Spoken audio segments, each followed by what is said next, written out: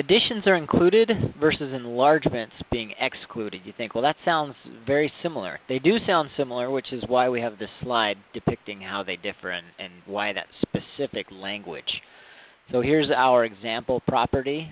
Remember that we had said that they built an enlargement off to the side. They enlarged the building. Let's assume maybe they went up and added a couple stories as well. That would be classified as an enlargement also. It would be adding to the volume of the structure. The previous example that we had used is also an example of an enlargement. So if those are all enlargements, what's an addition? Well, an addition, for example, let's say that this building from the outside, we have what appear to be 3 stories worth of windows, or comparable to the height of a person, but maybe that entryway is 2 stories high. So what if they added a new floor where it went from a really tall ground floor and then a top floor to 3 floors? Well, this new floor would add a significant amount of floor space and square footage, but it does not extend past the original planes of the structure itself. So that is included in QRE, whereas enlargements would be excluded. So thumbs up to the addition, thumbs down to enlargements as far as their inclusion in QRE. Yeah, this is definitely a confusing area, but it's if you stay within the original framework of the building, the historic building, that would be includable cost. Once you begin to go outside that initial envelope, that's where you start to run into enlargements.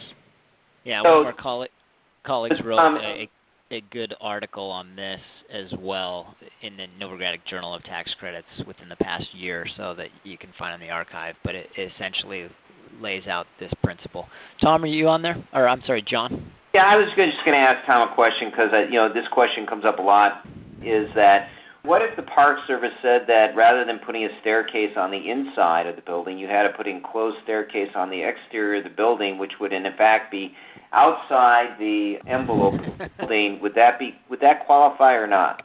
For my reading of revenue rulings and similar types of cases, these generally are still not allowable costs, even if they're mandated by code or some other requirement. You see a lot of cases and fact pattern that's similar to that. Now, there's been some wavering sometimes. You see some times where they're accepted, and it just sort of depends, and it's really a very limited facts and circumstances that will dictate it. But most of those times, anything onto the exterior of the building will not qualify, even if it's mandated by some governmental body. What if the building had been a 2-story building and you decided to, let's say it was a 3-story building, but over time a story had been removed and you reconstructed that addition, exactly, how would you do that? So you're reconstructing going up? Yes? Going up, yes. What if the building fell down and you reconstructed an exact replica, but none of it was the original material? I think that's still an enlargement. Interesting. Those are interesting factors we consider here. So this is just a written depiction of what we